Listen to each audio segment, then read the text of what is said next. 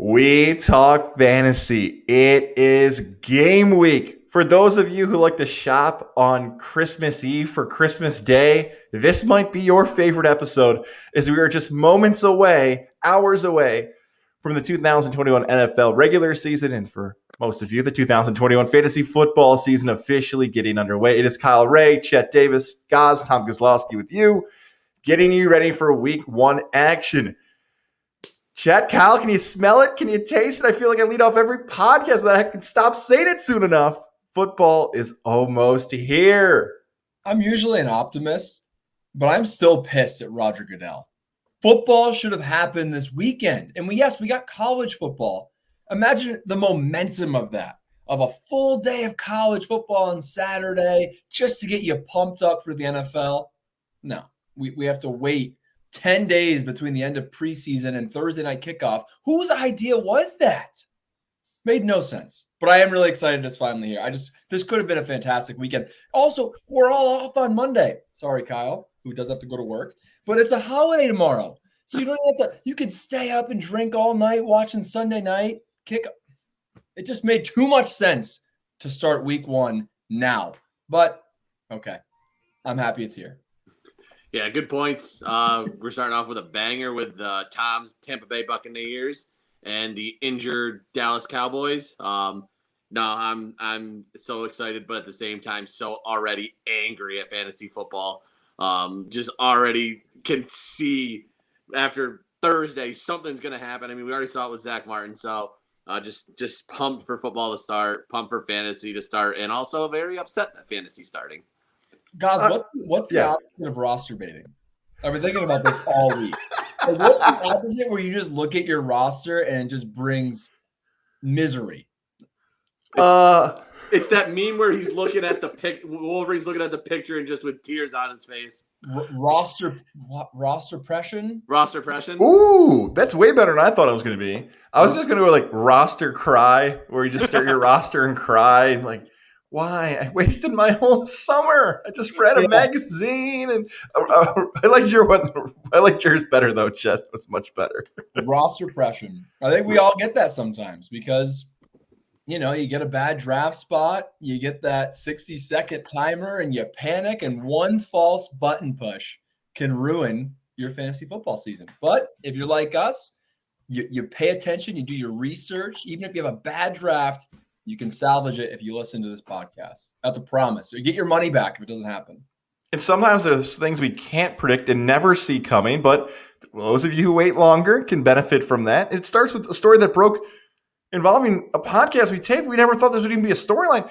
Cam Newton and Mac Jones, the New England Patriots, decided to cut the former league MVP. Cam Newton, as of this taping, is still yet to be signed by an NFL team. And Bill Belichick is going to turn to the rookie from Alabama, who just a few years ago was a third-string quarterback in college and is now going to be a week one starter in the NFL. Chet, I'm going to start with you. What do you make of the decision of Bill Belichick to decide to go with Mac Jones? And do you see any value now with a rookie quarterback under center for the Patriot offense having fantasy football value with anybody from quarterback, wide receiver, tight end, running back? So much to break down here. First of all, for Coach Bill Belichick, shut up. Like, he's usually one that does have one-word answers. His takes on this pandemic/vaccine is actually infuriating. So that was really annoying where he's making comments about, people are asking him very good questions because Cam Newton's unvaccinated. So people are asking, because this preseason, Cam Newton had to go into quarantine. And if that happens during the season, if you're unvaccinated, the protocols are so much stricter, it could ruin your team if that happens in the middle of a season. And so reporters are asking Bill Belichick that question, and he just dodges and says, everyone's dealing with the same thing. No, I'm pretty sure almost all the other quarterbacks are vaccinated. So if your starter is unvaccinated, that's a problem because it could pop up during the season. So that was an annoyance. But from the X's and O's, I think it makes a lot of sense. Even though Cam Newton is a former MVP, as you mentioned, Gaz, Cam Newton and Mac Jones are very different players. Mac Jones is the future. He's the guy that we know eventually is going to take over. We thought eventually was going to take over this team. Why not do it now? Because it's not one of those things. Let's say it was Ryan Fitzpatrick. It'd make more sense to let him get the first month of the season, let Mac Jones get more acclimated, because They're pocket passers. Cam Newton's a whole different beast. It's a different offense with Cam Newton running the show.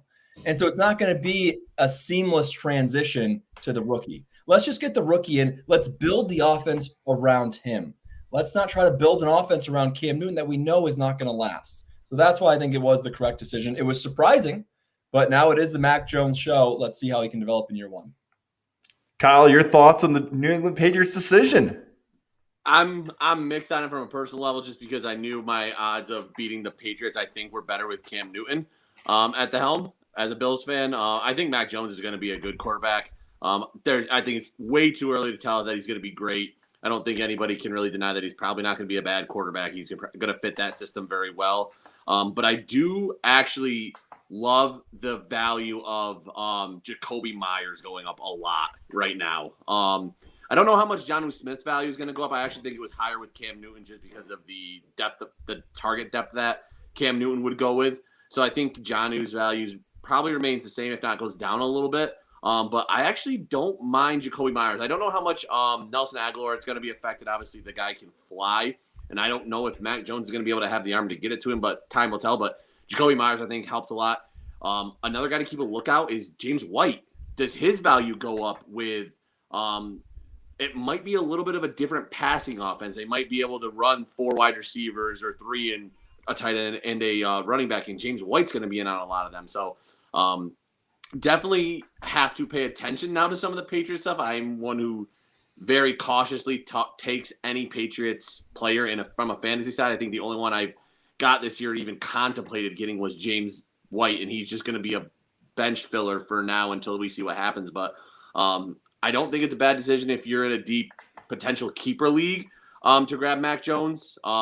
Sit him on your bench, see what happens. Obviously, there's been a guy up there that was there for like 15 years who is now playing for the past Super Bowl champion who did pretty well there. So obviously, I don't think there's anything wrong with developing a quarterback there and keeping him for a keeper league, but definitely something to keep an eye out, especially I would go with Myers and James White over anybody. Well, I also look at it. How about the value of Damian Harris? Because now you don't have Cam Newton poaching those goal line touchdowns. True. I don't really see Mac Jones doing a lot of – I mean, he might do the signature Tom Brady leap over, but he's not going to be scrambling in from 5 yards out.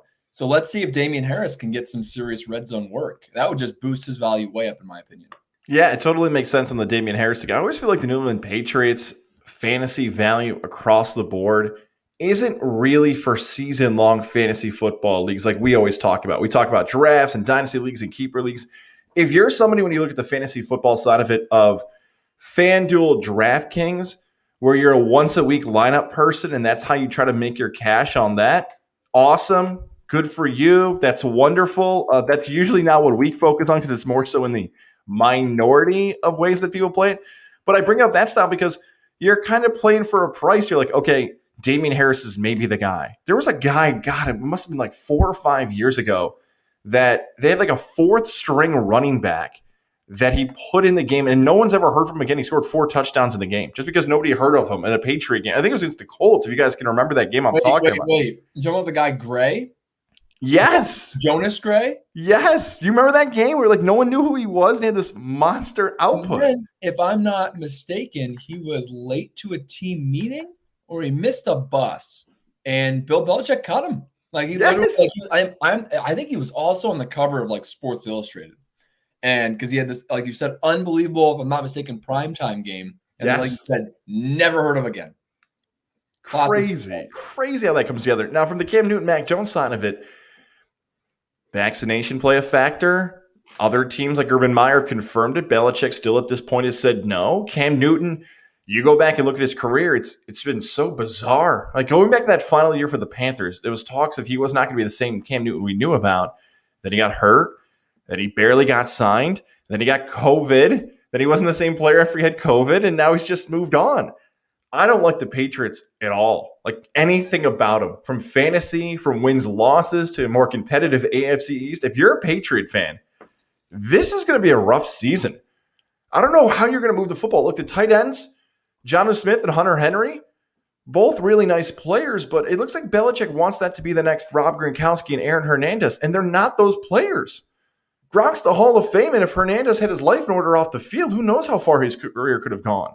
So I don't like anything involving New England. I'm sure Mac Jones is a nice guy. He's got the dad bod in the locker room. That's all. I don't like anything. Like, if you've got a Patriot on your team, I would not brag about it or be happy about it. I would run. All right, we did reach or run throughout the summer. Run away from every Patriot player possible. I'm not sure if I'm the only one that's heard this. And Kyle, I want to get your take on. I've heard multiple national personalities say that the Patriots are their favorite to win the division. And if you're watching this, the face that Gaz just makes exactly what I made. I'm like, am I missing something? Like, the biggest threat to the Buffalo Bills is Patrick Mahomes. Like, I'm already looking past the division. Like, is it like, can things happen? Sure. But I think it is a clear-cut favorite. The Bills have their entire team back, while the Patriots have a bunch of new random weapons and a rookie quarterback. They do get some pieces back on defense, but like, what? I had multiple people pick them to win the division. Yeah. Does that fire you up, Kyle? Like, you know what? Bring it. Like, we're going to stomp you. It honestly doesn't fire me up at all because I just laugh at those people. It's just like, Yeah. what football are you watching? What research are you doing? I don't get it, because people are picking the Josh Allen to be the MVP, to be the league leader in passing, Stephon Diggs to repeat as the receiving champion, the defense to be better, the running backs to be like. There is nothing that anybody is saying about the Bills that's, they might regress. There's nothing there that is even hinting that they're going to regress. Josh Allen looked phenomenal in that last preseason game. At one point, he was 11 for 11. The pass he had to Gabriel Davis was a dime. I don't see it. If anything, you may be able to make that argument 3 years down the road when some of the Bills pieces have to get new contracts and the whole team maybe changes a little bit and Mac Jones is tenured. But these next 2 years, Buffalo will be the clear-cut favorite, and I see nobody besides the Dolphins, if Tua ends up being legit, even coming close to challenging them. I can't wait to find out what happens at AFCs, because all four of those fans are passionate in all different ways. The Buffalo Bill fans, we know. Kyle's one of them, the Bills Mafia. Patriot fans have been so spoiled. Dolphins fans are outrageous on social media. Like, they're constantly fighting everybody, from Pat Levac to Pat McAfee and more. And Jets fans, we know about how different your seasons are every single season. How about Josh Allen being the oldest quarterback in the division? I love that stat so much. It's so amazing. Good. 23? Crazy. 24? Something like, oh my God. 25. You should know this, Kyle. You should know all Josh Allen facts. You should know his birthday and should be buying him gifts. No, I just look at him in shorts. That's all. 25. You look at him in May 21st. He was born in 96. God, we're getting old. God, that hurts out loud. Yes, Oh. it does. Let's get to the Johnstone mail bag this week. Johnstone Supply in Troy helping you this fall. Yes, the calendar for some of us has actually turned. Some of you like Christmas tree lights. You can leave them up as long as you want, but the rest of the world's going to move on. Like, we could keep our shorts on for as long as we want, but unfortunately or fortunately, fall is officially here. So some of you got to get ready to make the change for your heaters, your furnaces, whatever might be happening in your home. It's now ready time to make that change. Who do you call? Johnstone Supply in Troy. Give them a call today or visit them on their spot on 6th Avenue. Stop in and say hello to our guys. Tom's going to be in there. Hopefully my guy George will be walking around. You can say hello to him as well. Stop in and ask the questions that you need to change your heating in your home. Furnace updates. Also, by the way, don't forget to update your filters. So many people just might have heard that and thought, ooh, I got to update those, huh? How do I do that? Johnstone Supply in Troy will help you through all of those things. If you want more information, johnstonesupply.com, or if you're listening on Apple or Spotify, head to our YouTube side, make sure to subscribe, leave a comment, and check out all their information below. Family owned and operated business, Johnstone Supply in Troy. Just two quick ones because we got to get into our week one action. You guys, I think, can offer the best perspective on this for like deeper keeper leagues and dynasty leagues that are just starting this year in 2021. MJ sent me a nice DM on Twitter. I love it. Protecting the innocent every week. Not saying names, just initials. MJ wants to know, when starting a dynasty league, is over 21 players too big to have for a league? I know my answer, if you want me to go first. Wow. Wow. So I'm gonna say yes. I'm going to say yes. Because then it becomes so difficult if. Oh, so this is going to be a dynasty where you keep your whole roster? Is that Yes. what I believe you have. I believe you keep your never whole. played in those before, but that's just a lot. There's no waiver wire action. You're just basically like shuffling your own lineup around or trying to do trades. You kind of like waiver wire is a huge part of fantasy football and it's fun. And when do you pull the trigger based on how your waiver wire works, whether it's you have the money involved or if you have it based on, resetting every week based on who uses it. So at that point, there's no one left. Like you could have multiple defenses, multiple kicker. Like no, 21's too much. I would say I'm a fan of 16, and I'm actually more of a fan of less than that because then it does make the waiver wire more active. I agree 100%. 21 player roster, especially in a dynasty league, you're literally able to throw the dart at the dartboard with no strategy. So right now, in one of my other leagues, I'm trying to figure out who I need to drop to get a dynasty player that I feel is going to add value for later in the year. If I had a 21-man roster, I wouldn't give a shit. I'm just going to take whoever the hell I want, and I would have kept whoever. I would grab N'Keal Harry knowing Mac Jones is going to be the starting quarterback. And once he comes off IR, if he comes back and beats the N'Keal Harry that he was at Arizona State, guess what? I win. Like, nah, that's way too much. I agree. I'm actually a little bit a fan of the 16-man roster. I think that's the perfect number. Lets you be a little bit flexible. Like I'm in one that has a 6-man bench spot, and I hate it because I'm lacking one spot to what I'm used to. So, but no, 21-man way too deep. And also, don't keep your whole roster. Don't do a dynasty league like that. That just sounds boring. Get some strategy. Let the draft happen. That's, again, to Chet's point, a huge part of fantasy football is the draft. That is probably 50% of the excitement in fantasy football is that draft and being able to go through with your friends and shit talk and all that. So, no. If anything, I think 3 that way that we have our dynasty is the max I would ever like to really see in a dynasty league. One of my favorite responses to questions like this is my Shark Tank response. I know you guys heard it before. The idea is great. The execution was poor. The idea is what they were trying to probably do here, is my guess, is that, okay, we're starting year 1 in a dynasty league. Let's get a ton of spots. So that way, if like Travis Etienne's a great example. Okay, Etienne's not going to play this season. You've got a spot on your roster for him. Okay. I mean, you could make it 18 active and 2 or 3 IR. Maybe that's what they did, and I'm not going to judge them if they did that. If that's what the 21 meant, fine. Okay, keep some rookie guys injured or stash them away. Fine. Okay, you can do that. But I don't like the whole idea of dynasty leagues in general. Like, I get it. Like, some guys will have the same player for 10 or 12 years. I'm like what you both just said. I love the draft. I love the research before, all that stuff. The idea of having bigger rosters and having whole rosters sounds cool, but I feel like the execution here may have been poor. And maybe they're going to email us in like 2 months and be like, no, it worked out great. We got these injured guys, but we got these keepers. And it's actually like really hard to draft in those dynasty leagues. A great example would be like number 2 overall. You would probably make an argument if you had the number 2 pick in a dynasty league to draft Jonathan Taylor over Cook or Henry or some of those other guys because Taylor's coming off his 2nd season in the league, even though he's nowhere good as some of those guys. So all 3 for 3 agree. 21 too many, unless those are IR spots you didn't specify in that comment.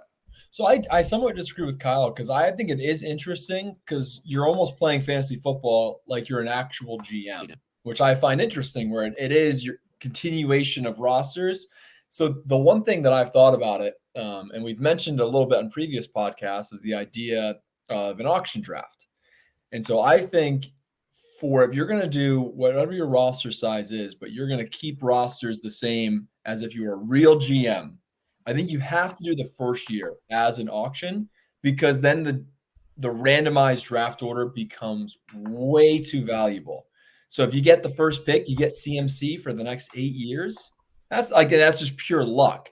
Whereas if you're going to start from scratch and you're going to keep every single player, then you have to let everyone have a chance to get the guys that they really want with a $200 limit. And then after that, you could do just like the NFL would, where it could be wherever you finish is what you get in the draft. So the worst team gets number 1, and they probably take Trevor Lawrence because you get the entire career of Trevor Lawrence. It's basically you're only drafting the rookies or guys that, and waiver wire guys, but with 21. I don't know who's left. So that's my suggestion. I think that's the fairest way to do it, where if you have think about it, if it's a 12-team league and you randomly get the 12th pick in a forever league, you're going to be climbing out of that hole for years trying to get your recover. Like, that's not fun. So that's my suggestion. Yeah, and you did nothing wrong. Right. It's a coin flip. However you figured out a draw from a hat. You weren't a bad manager. It's just too hard to recover from it. I think it's a great point. Absolutely. This one probably should have been saved for week 2, but I think it's a funny concept. So I want to use it now because some people, again, might be finishing up right now for their drafts. Entering week 2 of a regular season, okay? Entering week 2 of a regular season. Would you rather have had 3 tight ends you drafted or no tight ends you drafted on your roster going to week 2? So I think what this person is asking is that if you waited on a tight end and you string tight ends, is that actually a better strategy than have a tight end in your flex and a tight end on your bench? What would you guys rather have? The same, again, 3 tight ends you drafted on your roster going into week 2 or 0 tight ends you drafted going into week 2? That's from JB, by the way. JB on Twitter as well. We have talked a lot and at length about the value of the tight end spot. And I think that you can't stream tight ends unless you got really unlucky and somebody reached for double tight ends and something like that happened. I personally would much rather have 2 tight ends that I know that I could flip-flop, whether matchup or whatever it might be. So in our Dynasty League, I actually just traded for Kelsey. So I have Travis Kelsey and Mike Gesicki. 2, one, the top tight end, another one that's probably tier 2. A lot of people are thinking it could be a breakout tight end. So you're looking at that like, if I had, say, Mark Andrews instead of Kelsey, I would rather play that matchup card than having to go to the waiver wire and find Dawson Knox, who can't catch beach volleyball when thrown to him. Does it help when the wind blows? It's a weird trajectory, like hard to read. Yeah, it's weird, but I've had in the past where I hate streaming tight ends. It becomes very complicated, and then your production's so random because the guys that are going to guarantee you 7, 8, 9 points are gone. So then you're throwing all your marbles at somebody who might get 1 catch for 5 yards or no catches. So I would much rather going into week 2 have 3 tight ends if that's what it is than have no tight ends.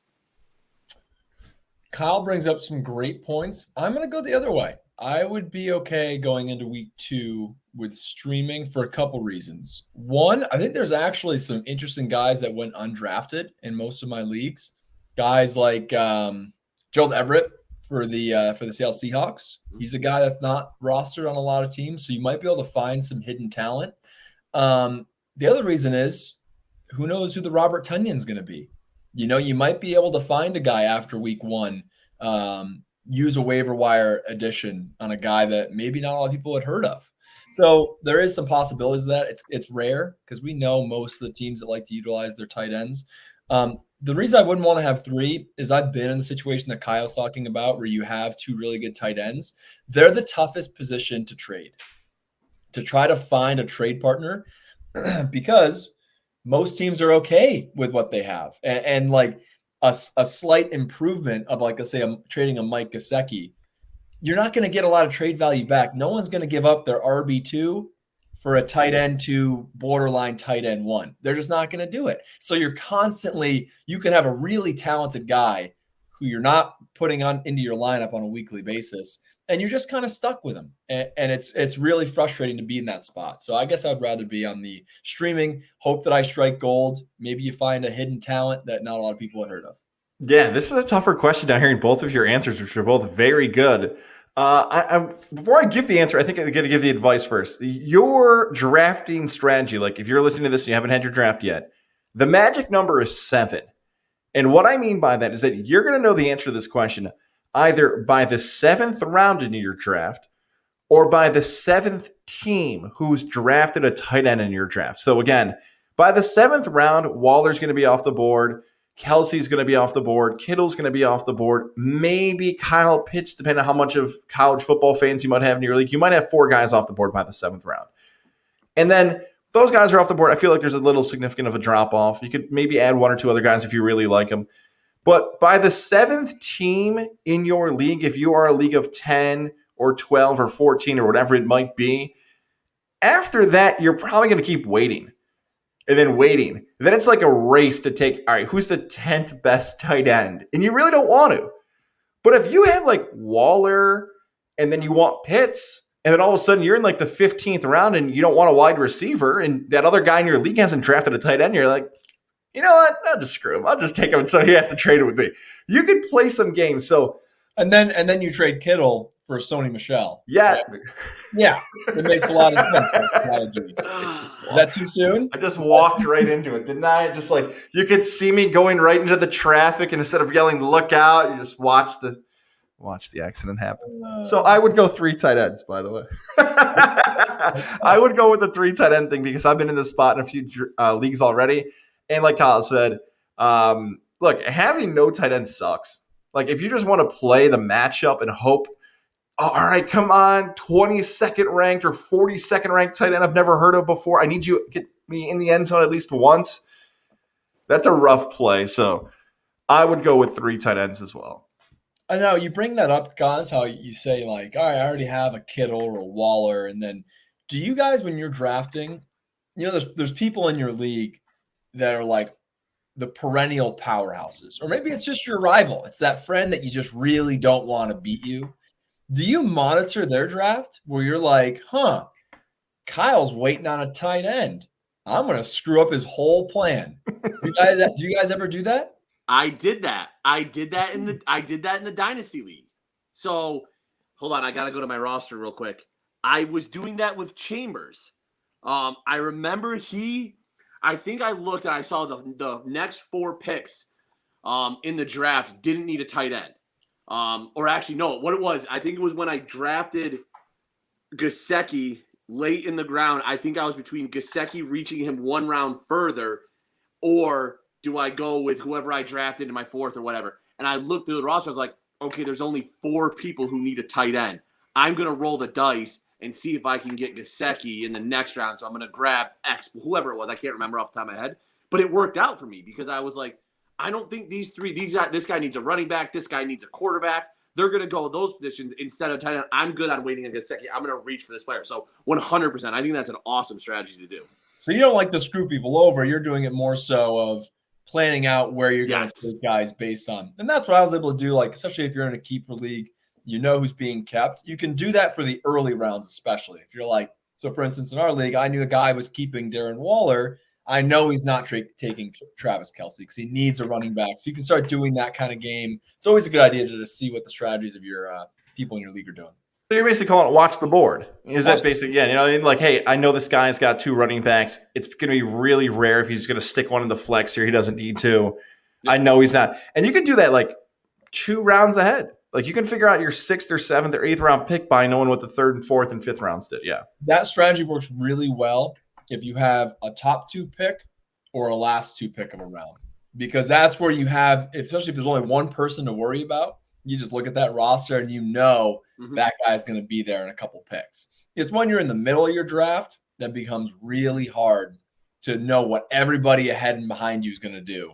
But yeah, when you're closer to your picks, it's easier. Well, speaking of something hard to do right now, how about this? We haven't kicked off yet.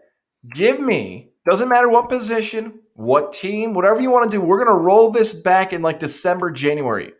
One big, fat, bold fantasy football take for you this season. What is the boldest, the most confident, however you want to present it, that at the end of the year, we're going to say how smart and how great you are after calling this in the regular season?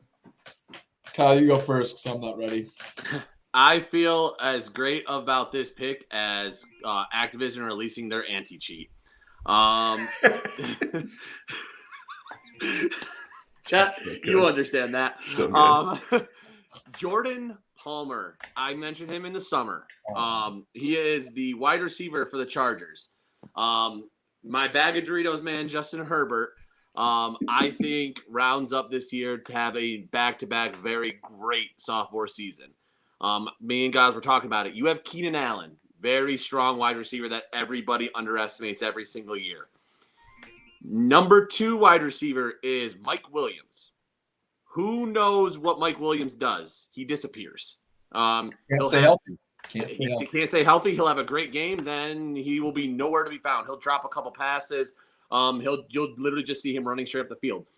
Jordan Palmer is not an upfield runner. He ran, I think, a 4.5, 4.6, 40. He runs great routes. He has very good hands. Tennessee, he had very bad quarterback play, and I think he was still one of the top receivers in the SEC. I expect Palmer to take over the wide receiver 2 by probably week 3, week 4, and I think he will post a top 32 wide receiver this year. I think he will beat out some wide receivers because that offense is going to go pretty pass heavy. I can see him getting some good red zone targets because he's, I think, 6'2". He's a big dude. He might get some of the targets like Mike Evans does in just some of those jump ball situations. No Hunter Henry.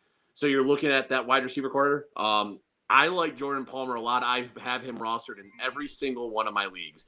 Am I starting him week 1? No, because it's not the right decision if I'm looking to try to win. But I do think as the year goes on, Jordan Palmer is going to continue to see his role evolve to the level of that. I think you're going to be hearing his name every single week in these waiver wire pickups. Oh, he's available in 30% of leagues. Oh, 45%. Oh, 64%. If your league's there, go grab him. And then next thing you know, he's going to be available in 5% of leagues. And you're going to be like, shit, why didn't I listen to the guys on the podcast and grab him? So give me Palmer. I'm very high on him this year. Like I said, he's rostered in every single one of my leagues. I think he's going to have a shockingly good rookie year. Kyle all summer has convinced me on him. I'm a few moments away in one of my fantasy leagues from actually drafting him. So that's how much Kyle has now convinced me. I'm deep in. He's my late flyer because of Kyle Ray. So I'm going to actually take him here to pick coming up. I mean, if you've listened to our podcast all summer, I don't think there's a lot of surprises here on our bold takes. But if it's your first time listening, go back and listen to some other episodes. So I'm combining mine both with the number 2. So I'm giving you 2 picks because I think both of these guys are going to finish second at their respective positions when the regular season ends. And that's Kyle Pitts as a tight end. I've convinced myself from he's not very good to there's too much hype to, oh my God, he's the greatest tight end in the history of the NFL. Fit him for his jacket. He's going to Canton. So I believe he's going to beat out Waller and Kittle. Kittle's situation with quarterback is strange because is it going to be Garoppolo? Is it going to be Lance? Is it going to be tight end heavy? Is it going to be run heavy? Are the Niners the sleeper team in the NFL this season now with some guys getting healthy and Shanahan a really good coach?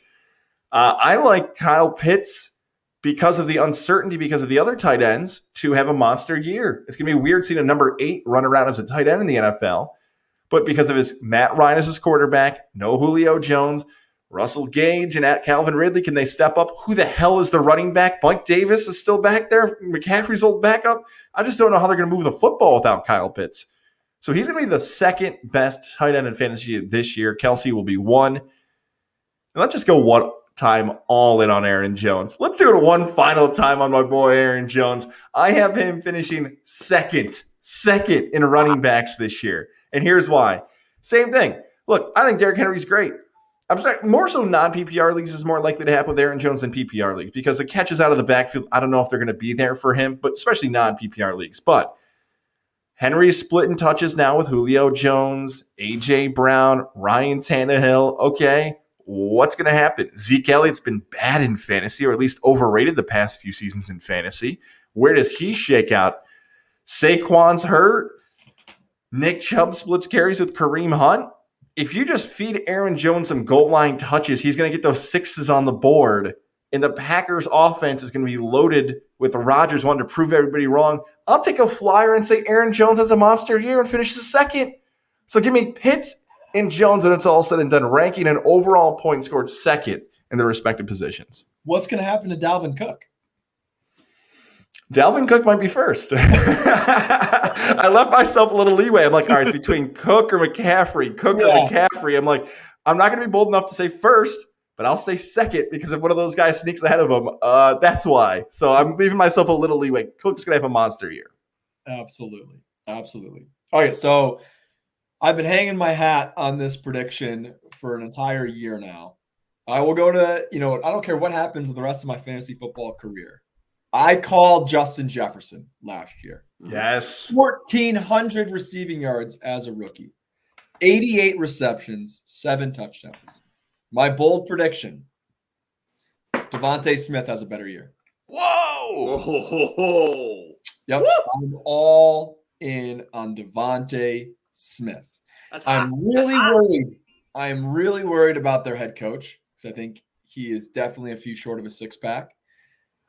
But it's a perfect situation for him with not a lot of competition.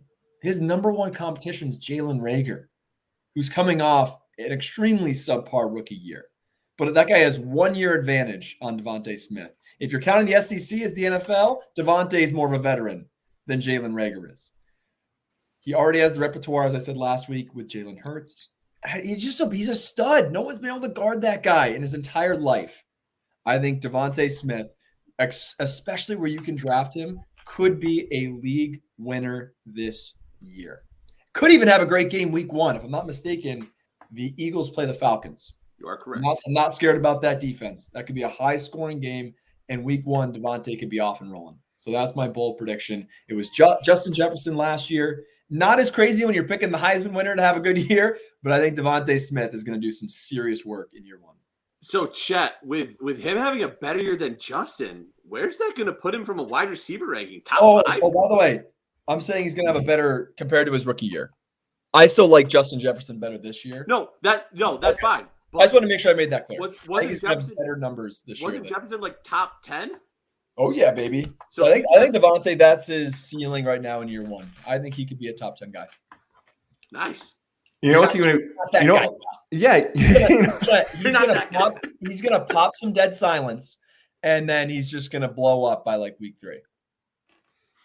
I was thinking of that in my head too. I'm like the expanded schedule. Like Devontae Smith's a little guy. He's not a big dude. So if he gets hurt, he might be in trouble. But it don't matter. Like if he misses 1 or 2 games, guess what? His numbers are still gonna be through the roof. You're still gonna get what you want out of that guy. So he's one of those dudes. He knows how to not get hit.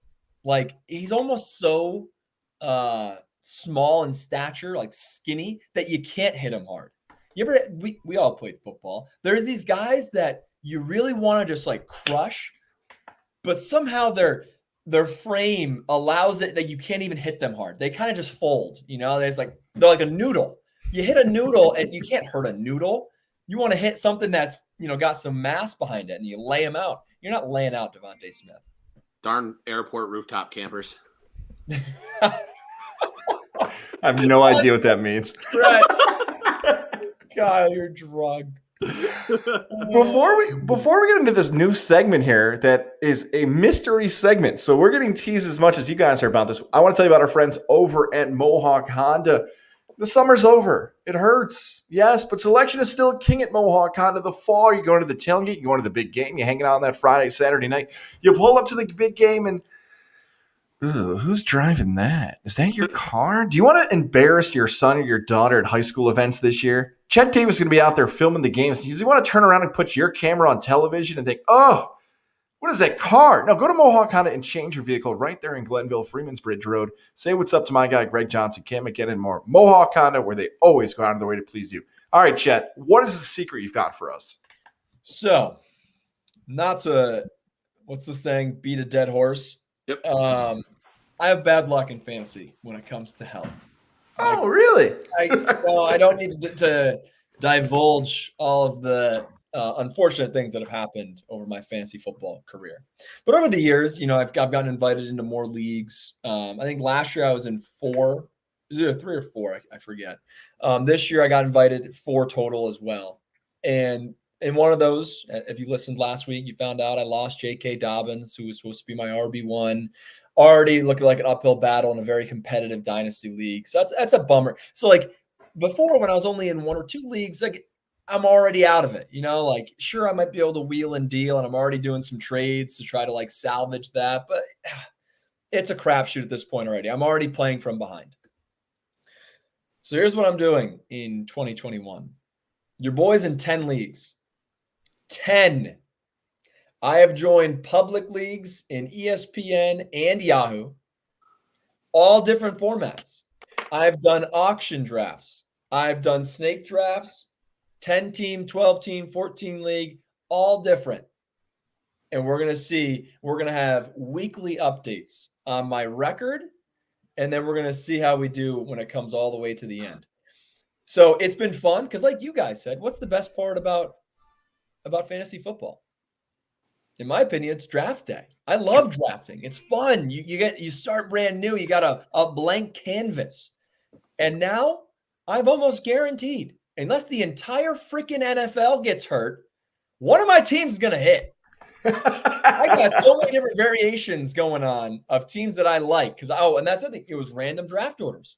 I had the number 1 pick in one league. I had the number 12 pick in another. I had number 8, number 2.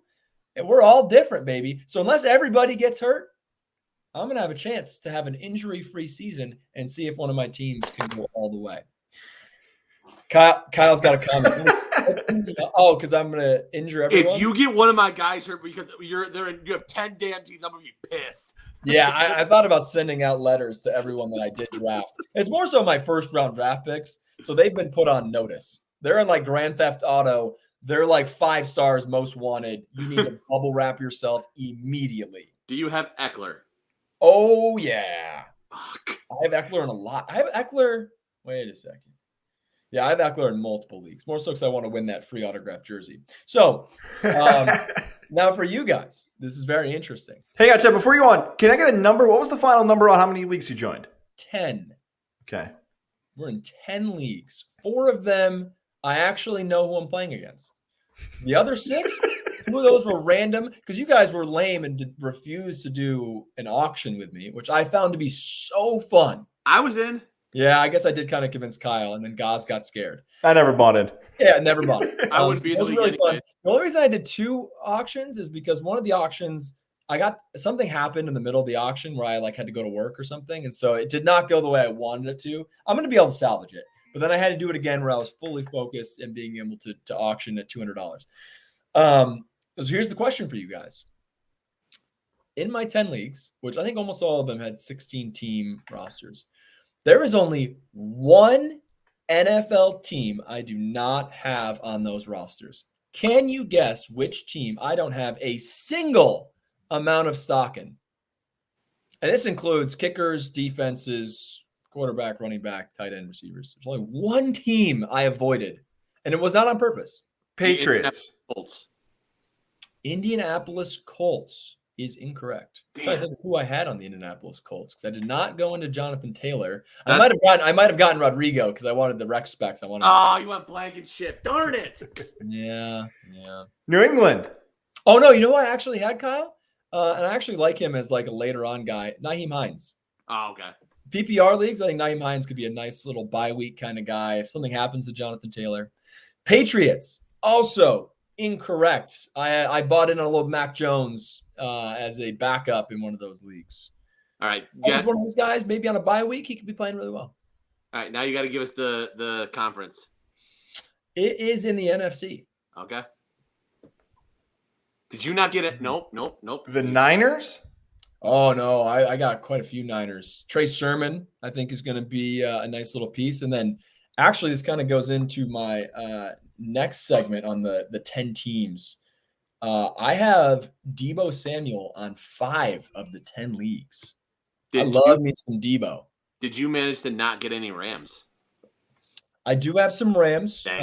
Darrell Henderson, I think, is also a guy you could get late in drafts who could be a nice piece. I didn't get any of the receivers. That was what I was thinking. I don't know. How do you guys feel? For years now, I have a hard time figuring out if I like Cooper Kupp more than Robert Woods. Brandon Cooks a few years ago. It was so hard to figure out which guy, and they all had good, have had good seasons in LA. And now with Matthew Stafford, they could have great years. But nope, didn't have any of those guys. That's why I like. Let me give you one more hint. It's pretty close to home. You didn't get any Giants. No New York Giants on any of my 10 teams. Kenny Galladay, Kenny Galladay's a guy that I wouldn't be surprised if he was solid. But where he was getting drafted, I was already okay at wide receiver. I didn't want to reach for Kenny Galladay. Danny Dimes scares me. We haven't really seen him he has not really produced a consistent fantasy weapon. We haven't seen that yet in his career. And I never really had to make that tough decision on Saquon Barkley. I was either in the top 4 where I had better options at running back, or I was later in drafts where it never came to me. Like I never had to deal with the Saquon at the number 8 pick, which would have been really tough. So I have no interest or rooting interest in the New York Giants this year. That was a good segment of Chet Roulette. I liked that. Do you like the name of the segment, Chet Roulette? Because I was going to say, like, how you've done this is you've kind of moved your pieces around on a roulette board that, you know, that guy who walks up with monster amounts of chips and you're like, how much are those chips worth? He just is putting them on every little number because that wheel's going to spin and something's going to win. I want to call this Chet Roulette. That and because when I post this on social media, people are going to be like, if it's anything like Chat Roulette used to be, I don't know what to expect. And that's a great drinking game because if a certain thing shows up on that screen, you know what I mean. Chet Roulette is now a part of We Talk Fantasy. More than welcome to be sponsored, by the way. Anybody wants to sponsor Chet Roulette? I don't know if the adult themed sites want to sponsor Chet Roulette. I'm for that, and it will be cleared by Godzilla Media. I have been meaning to make an OnlyFans account, so this might be my chance, my Chet Roulette chance. One last question to ask you about this 10 team. Can you guess which running back I have on most rosters? And the hint I will give you is he's not even a starter. Devontae Booker, in case Barkley misses games. Well, you don't have a Giant, so no, that's out. He's not a starter. Nyheim Hines? Nope. If you listen to his podcast, I'm pretty high on him. Do you guys listen to the podcast? I'm just trying. Purposely? Kenyon Drake. Nope. A.J. Dillon. I have A.J. Dillon in 6 of the 10 leagues. Just hoping he hits. He's one of those guys, you get him super late. Doesn't really cost you a whole lot. If something happens, Aaron Jones, do you guys agree that he's a – sorry, guys, I know that goes against exactly what you just said.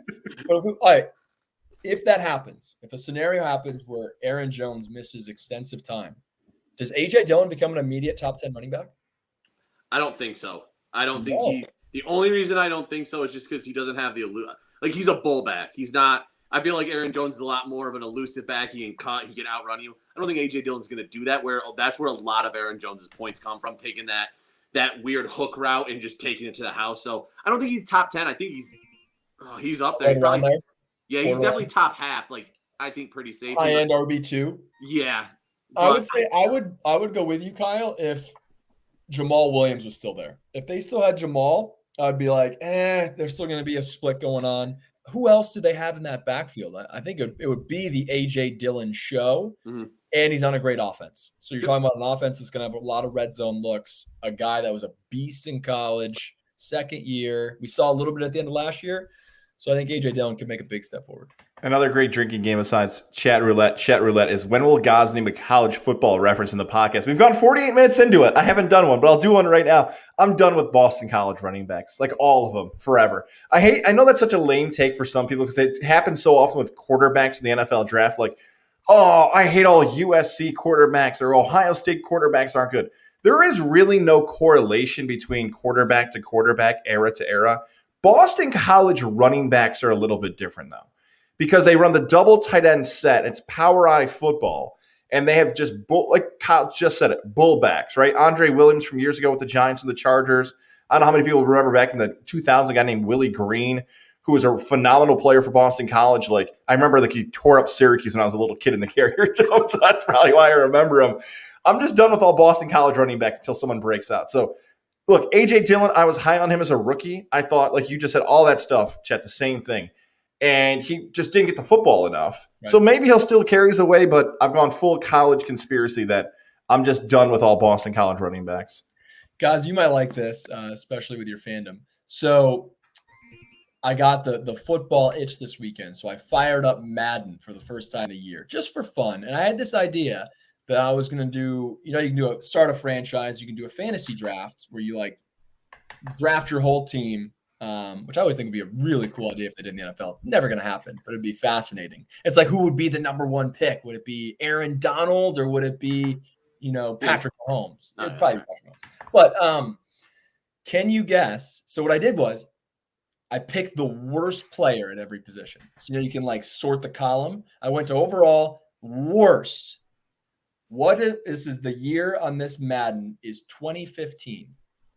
Who is the worst NFL running back in 2015? Steven Jackson. No. Guys, and the reason I'm asking this directed towards you, he's a former Orange. Jerome Smith? No, great guess though. That's my era too. No. 2015. I believe he played in his NFL career with the Colts. Mike Hart? Nope. Well, he went down to Dog, Michigan, guys. I just thought Syracuse out of high school. Just jumped in my head, right? The late James Mungrow? No, that's too far back. God, a Colt running back. Damian Rhodes is too far back. I'm going to miss it. Dillon Carter. Oh, my God. Rocking the 3, the single digit in college. Yes. Man. Dillon Carter is the worst running back. I'm Matt Madden. The worst. This is also kind of interesting. Can you guess the worst quarterback who is still playing in the NFL, but not a quarterback? Tim Tebow. He's not in the NFL anymore. Oh, that's right. He got caught. Dang. Not a quarterback. But Is it the Navy quarterback? no. He's more. Terrell recent. Pryor's out of the league. Antoine Randall's out of the league. Oh, man, it's a wide receiver, right? Nope. Michael Robinson from Penn State years ago? No. This is so fun. The Michigan quarterback? Denard Robinson? That's Robinson. No, not him. Oh, my God. This is How am I a going to miss fantasy this? relevant person.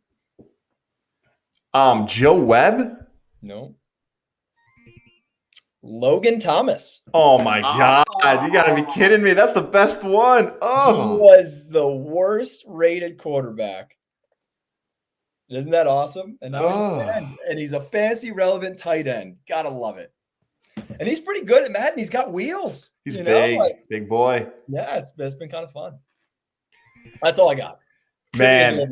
Chet Roulette is done for the day. I love Chet Roulette. Chet, you oversold and over-delivered, and I love all of it. This is a weekly segment, Chet Roulette. I want the mix of it. I want the update on the teams. I want the trivia. Chet Roulette might have to start leading off the podcast. We got to talk about this when this wraps. I'm all about Chet Roulette about Do we think where I'll that finish went. the winning record? Oh, this is what we should start doing. All right, so Chet Roulette's not over. Grabbing the pen. We're gonna do this is like we're bringing back the beer bets, which I think I owe Kyle like 10 beers at this point. Although I think he drank most of them on Friday. Did you get them? You should get them as a sponsor, Kyle. Was it Frog Alley? Frog Alley was Oh, okay. incredible. Their sours were on point. All right, so this is Chet Roulette. All right, we're gonna do Gaz and Kyle. I'll bet on myself. F it. All right. First question. Will I finish with an overall winning record? Yes. Yes. You're a good enough fantasy manager to do that. All right. Yeah, I tend to agree. Over under, I will win 1.5 championships. Over. Man, it's a really good line. I will go 2, so barely over. I'm going to go under. I know. You guys haven't been paying attention the last few years. Even though I did play in 2 championships last year, 2 out of 3. I was only in 3 leagues. So I made the semifinals in 1. I think I actually got beat by Gaz.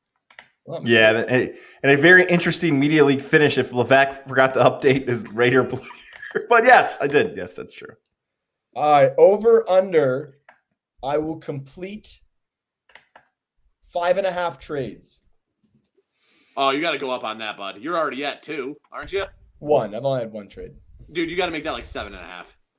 You got to up that line. I will adjust. I will say 7.5. Yeah, I'm still going over. I'm gonna hedge your bet here a little bit and say I'm gonna say under because I think you're gonna make trades in less than 3 leagues. I think you don't know the managers and they don't trust you. So because of that, I think it's an under play, but definitely under 3 leagues. I can't really bet on that one because I have control. But that'll be it. Those are the 3. And there will be prizes to whoever has the most correct. Ooh, okay. Alcohol. Although I'll make that a mission, Chet. I will make that a mission to get a We Talk Fantasy beer sponsor for the Chet Roulette bets. Love it.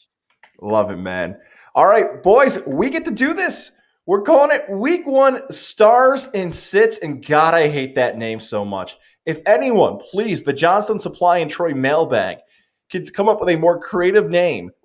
off the top of my head, came up with Chet Roulette, which is fantastic, and I'll tell myself how great it is. Stars and Sits is not creative and not good. So this is likely going to be changed with a different name after week 1, but you can go as long as you want, short as you want. Simple and easy as this. If you've got some of these fantasy football players in your roster, usually we do 3 positions: quarterback, running back, wide receiver, tight end. Because we've gone a little long on this episode, if you want to make it a little bit shorter and go with 1 guy, 2 guys, I'm going to be very flexible this week on week 1. So however you want to do it, as many guys as you want. Week 1, stars and sits. I'm going to go first with quarterbacks, if that's okay with you guys. I'm going to go first with the quarterback position. And I kind of want to go 2 different ways, but I'll go with the safe pick and then the wild pick at the end of this. I think Jimmy Garoppolo is going to have a huge week 1. I think the 49ers in general are going to have a huge week 1 against the Lions. The Detroit Lions last season gave up the most fantasy football points to quarterbacks in 2020. New coach, my guy Matt Patricia is no longer there. The Manimal, the Danimal, Dan Campbell running the squad in Detroit. I don't know if the defense has any talent at all. I know Kyle Shanahan can coach up an offense. And I know he gets a lot of heat for what happened in Atlanta in that Super Bowl blown loss, but he wasn't playing defense for the Falcons. Shanahan and Garoppolo are going to light it up. Lance might get in the end zone with like a run package, but Jimmy G knows his job is on the line. He's getting paid, I'll probably say it a few more times on this podcast this year, $23 million this year as a potential backup. He does not want to become a backup. Garoppolo and the Niners torch Detroit. I think he's my play. My other quarterback start. Don't forget about Deshaun Watson. As of this taping, he is not suspended yet. Deshaun Watson is supposed to play week 1, right? Unless you guys have any other information that I don't have. I thought Tyrod was the starter. Yeah. Everyone assumes Tyrod's the starter. Has Watson been suspended? Is he on the commissioner's list? I know he didn't play this preseason because of, I thought, trade talk conversation. They didn't want him to get injured. As of this taping, Deshaun Watson's going to be an active player week 1. It's more than likely going to be Tyrod unless they're going to sit him, but I would go with Garoppolo. But if Watson is just like kind of sitting on your waiver wire right now, which he might in most leagues, just kind of pick him up and see what happens. And he might start. So just roster Watson and watch how it happens for the rest of the week. Probably he's not going to play. But until I hear different, just kind of sit him on your roster a little bit. Not a bad call. Chad, if you don't mind, I'll take second unless you had any rebuttal for Gaz. No, unless you pick my guy, and then I'm going to be upset with you. Well, I'm lumping a couple players right now. So my starts for the week are going to be start the Dolphins wide receivers. That includes Waddle and Devante Parker. Going against the New England Patriots, who are going to be without Stephon Gilmore. I think that Tua comes out firing. Obviously, you got Myles Gaskins behind running the ball, but I have said it quite a few times. I know a lot of people are not too high on Tua. I think people were a little rough on Tua starting when he took over week 10 or whatever. Don't forget, he was a rookie last year. Guess who else looked like shit his rookie year? Josh Allen. And look where Josh Allen is right now. Improvements happen. So I think I said it in the last podcast. I think Devante Parker is very, very underrated this year. A lot of people are talking about Waddle and how good he is. Obviously, I think they got Will Fuller as well. Obviously, he's suspended though. But week 1, a little bit of a weaker secondary in New England. I think they're going to have to throw the ball a little bit because New England's front 4 is strong. I would start Devante Parker hard in your flex and Waddle as the number 2 wideout for sure. And then my sits. You are going to be in rough shape, I think, if you have any of these guys because it's going to be tough to sit them. Your Dallas Cowboys offense. I went through it with guys. I don't know if everybody saw the news today, but Mr. Zach Martin is out because of COVID. This is their current injury report. Brandon Knight, out. Zach Martin, out. La'el Collins is questionable. And Josh Ball is on IR. 3 of their starters are either out or questionable on that offensive line that last year got absolutely manhandled in a lot of situations. Dak being a little bit banged up. Is he on a pitch count? How much is he going to play? God said a little earlier, Zeke was shaky last year with a bad offensive line. If Dak Prescott misses any time, those wide receivers are going to be obsolete. Zeke Elliott is going to be bottled up. You're in a bad spot, I think, this week, especially after the Zach Martin news. If you have Zeke and you grab him in your first round and you don't have any other running back, It's going to suck. I don't like it, but if you have options, I would potentially explore sitting some of those guys, especially the wide receivers if Dak doesn't play. So I think it's a little bit of a bold, but that Tampa Bay defense is no joke. That defense is going to come out firing, and if they are injured, that defensive line is going to get a hold of Dak and make his life a living hell. So start the Dolphins wide receivers, sit the Cowboys offense. Love it. Absolutely love it. I'm going to stick with quarterbacks before we go back to Gaz. For a guy that I have some confidence in starting, I think he's going to be a QB1 for week 1. So we're calling top 10, maybe top 12. Give me some Baker Mayfield in week 1. Yes. Love the matchup against the Kansas City Chiefs. It's going to be a high-scoring affair. Baker took a nice step forward last year in that offense. They get OBJ back, who hopefully is motivated to get his career back on track. I just like the matchup. It's like the Chiefs secondary doesn't scare you that much, and they're going to have to keep up with Patrick Mahomes. So I think Baker Mayfield, he's currently ranked outside of the top 10. I think he will be a top 10 play in week 1. For my sit, I'm going to go with Joe Burrow. I don't really feel comfortable starting guys who've come off of catastrophic injuries. He got a little bit. I think he only got one game in the preseason, and it was brief, maybe like one series. Less than 5 plays. Yeah. So it's a guy who's already had limited NFL experience coming off of that injury. I'm not sure how much better that offensive line is. I need to see it first. I think Burrow's a guy, if you got him, it's a nice piece to have where maybe after the first month he gets back in a groove. We love the weapons that they have on the Bengals, when it's Jamar Chase or T. Higgins or Tyler Boyd. Like, they're going to be able to sling it if he's healthy and confident. So let's just give him some time. I do not think he's worth a start in week 1. Love it. And by the way, I forgot to put my quarterback on me to sit this week. I didn't mention him. Justin Herbert. I know he's poised to have a good year. I know. Washington football team, though, week 1, the football team. God, I can't wait till we can stop saying that dumb name. 3rd least amount of fantasy football points allowed to quarterbacks last season. That defensive line, I guarantee you, Ron Rivera, Jack Del Rio have been watching film for months saying, how can we pressure Justin Herbert? So some of you probably are thrilled you have him on your team. Just give your quarterback a look, whoever's on that. You've got to be kidding me. I'm sorry. I'm just literally, my next pick was going to be Joshua Palmer. I have 1 pick left in this fantasy draft, and someone just took I'm sorry, guys. Like, I cannot even make that up. Unbelievable. Someone's been Makes sense. That's incredible. I literally was going to take him as Mr. Irrelevant. I have the number. I'm sorry for derailing the podcast here, but I had 1 pick left. 1 pick left. That's amazing. He hasn't been drafted in any of my leagues, so that's surprising. Someone's been listening to the podcast. Boogie is his name. All right, who am I even going to draft? Oh, my God.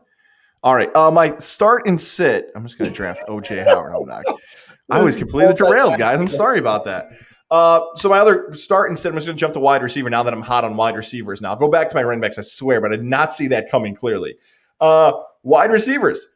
Brandon Cooks I've talked myself into for week 1 because the Houston Texans also stink, and they're terrible, and they're going to have to move the football somehow up the field, whether it's Tyrod, whether it's Deshaun.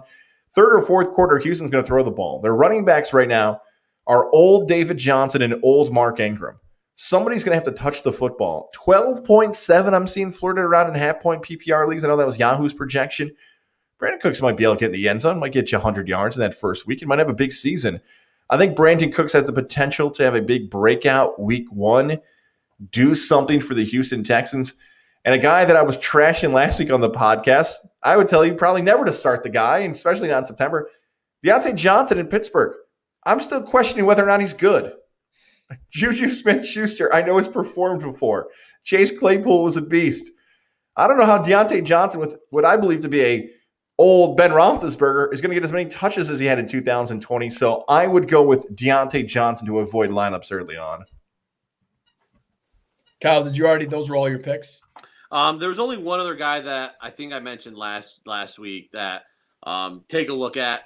I doubt he's available, but if you have him on your bench, put him in your flex. I'm telling you, Corey Davis. Playing against Carolina, start Corey Davis in your flex unless you have some elite flex players in there. I think Corey Davis is going to have a very strong year, probably top.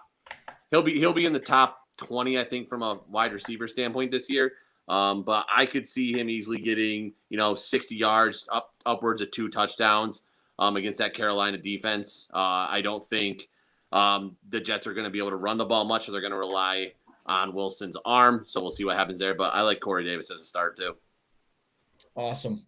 For my starts at running back, give me some Ronald Jones. I feel like he's kind of the forgotten guy in Tampa Bay because of what Lenny did. Playoff Lenny was so fun to watch in the playoffs. But I honestly think Rojo's the better running back. He's got more explosiveness. And so especially in week 1, they're going to try to run the rock. They're going to try to set the tone on Thursday night. So I think Rojo is projected at 8.2. Give me a Rojo touchdown. Give me double digits. That's my prediction. Ronald Jones is going to be a double-digit fantasy player in week 1. Sit, and this kills me because I like to root for my guys in the leagues that I love the most. Try to sit DeAndre Swift. It's not a great start. There's a lot of guys who have Q's next to their name, and that's just the worst way to start a season is you don't even know the health of your guys, and you haven't even played a real game yet. But it's also against the 49ers. So it's a tough defensive matchup. That defense is better. They're healthy again. I think Jamal Williams might even get more touches week 1 than DeAndre Swift. So if you have an option, put Swift on the bench, rest him up in the fantasy world, and then hopefully as the season progresses, he's able to heal up a little bit. So those are my running backs. Do you have any more, guys? Yeah, I have one other thing I want to add to that, and just one quick thing for my running backs as well, because how you just summarize that is kind of my feel for this whole season when we're going to do running backs. That's why I'm kind of questioning, like, if we redo this and just do quarterbacks, wide receivers, tight ends, and a flex, like maybe that's the new way to do it, because running backs, especially in 2021, is not deep anymore. Right. So if you're starting 2 running backs on your rosters weekly, and we're telling you guys to sit somebody, you better have somebody on your bench, because that's going to be really hard week in and week out. And I bring that up because of my point I'm going to bring up here is that, like, I don't like Joe Mixon's matchup. Like, I don't like Joe Mixon at all. I know Chet's not a fan of Joe Mixon. Joe Mixon in most leagues, Kyle's not a fan of Joe Mixon. I got a week 1 projection for Joe Mixon. He's going to finish in the top 11 this week. Like, top 11? How? Minnesota's got a solid defense. The wide receivers for the Bengals, you can make a discussion, is the best wide receiving core in the NFL with T. Higgins and Jamar Chase. Those guys can go out and make plays, and I feel like I'm missing somebody. There's a third guy for the Bengals, and I'm missing off the top of my head right now. But those guys are Boyd. Thank you. Yeah, Boyd. So you've got all these good wide receivers. Burrow likes to throw, so Mixon's going to be a top 11 back? Like, how? So, look, I would avoid Mixon, but the guy I would start was, I'd tell you, I think David Montgomery is going to have a great week 1, even though he's got a tough matchup, even though that's a primetime game against the LA Rams. He's like out of the top 15. I don't think Chicago wants to deal with the Dolan Field stuff on a primetime matchup, so they're just going to give him the ball constantly. You know, if Andy Dolan has an average game, he's not going to lose his job. So they just want to avoid that happening. Problem is Aaron Donald's up front. But like a coaching scheme-wise, they don't want that to happen. So, yeah, let's talk about that week 2 if we even bump running backs off the start sits, because it's going to be too hard to just put these guys on their bench week in and week out.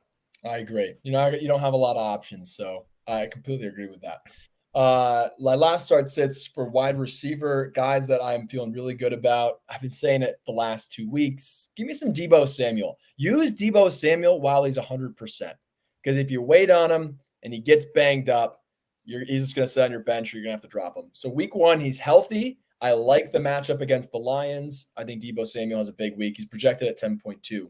Another guy who start him now as opposed to later, Marquez Callaway. With Michael Thomas out, Callaway might be the guy. And they play the Packers, another game where you could see the Saints having to play catch-up in the second half. Winston's going to have to throw to somebody. If it's Marquez Callaway, he had a great preseason, made some phenomenal catches. I usually am in the boat of I want to see it first before I do it. This could be an example of do it now while Michael Thomas isn't there and just hope that it strikes. Guy that I want to sit, it's kind of personal because he sucked for me last year. Michael Gallup. I don't think Michael Gallup is a starter in fantasy football. It has to be a pretty big league or maybe a 3-receiver league that you're starting a guy like Michael Gallup. He's more of a bye week filler at this point because CeeDee Lamb has completely leaped over him. They still have Amari Cooper. He's the third option. It's completely the definition of boom or bust. Could he get a 70-yard touchdown? Sure. Can you bank on that? No. So I'm running away from Michael Gallup at a 10.5 projection in half-point PPR. I even think Michael Gallup might be the fourth option with Jarwin coming in as a full-time tight end. Like, Jarwin's really good over the middle. Fifth option, Kyle. I'll give Zeke the better passing option. The target share for Michael Gallup is not what you're looking for in fantasy football. He just sat on so many of my boards in fantasy drafts, and I'm like, I don't want to touch him. Like, what is he going to do for me ever? When am I ever going to play Michael Gallup in a lineup and feel good about it? He's going to piss you off because he is going to have a 100-yard game with a touchdown, but you're not going to be able to pinpoint what game it is. So, no. There it is, man. We talk fantasy week 1 in the books, our longest one of the summer/fall. I can't wait to come back Sunday night, maybe Monday afternoon, whenever we tape again, and talk about real NFL and real fantasy. That's an oxymoron, but whatever. Football next week. Boys, enjoy the NFL action this weekend. Good luck, ladies and gentlemen.